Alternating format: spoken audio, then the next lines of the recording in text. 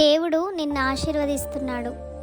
ఉదయమున నీ కృపతో మమ్మును తృప్తిపరచుము. కీర్తనలు 90వ అధ్యాయం 14వ వచనం. దయచేసి నీ దాసుడనైన నా కుటుంబము నిత్యము నీ సన్నిధిని ఉండునట్లుగా దానిని ఆశీర్వదించుము. సమూయేలు 7వ అధ్యాయం 29వ వచనం. నేడు వారి కన్నుల ఎదుట నిన్ను గొప్ప చేయ మొదలు పెట్టెదను. యెహోషువ 3:7వ వచనం. నేను అరణ్యంలో త్రోవ కలుగజేయుచున్నాను, ఎడారిలో నదులు పారజేయుచున్నాను. యెషయా 43వ అధ్యాయం 19వ వచనం. మీరు ఆశీర్వాదాస్పదమగునట్లు నేను మిమ్మల్ని రక్షింతును, భయపడక ధైర్యము తెచ్చుకొనుడి.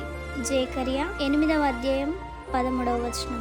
నీతిమంతుల కష్ట దినములను పోగొట్టి వారికి నెమ్మదిని కలుగజేయుదువు. కీర్తనలు 94వ అధ్యాయం 13వ వచనం. అట్టి దరిద్రుల బాధను పోగొట్టి వారిని లేవనెత్తెను, వాని వంశమును మందవల వృద్ధి చేసెను. కీర్తనల గ్రంథము 107వ అధ్యాయం 41వ వచనం.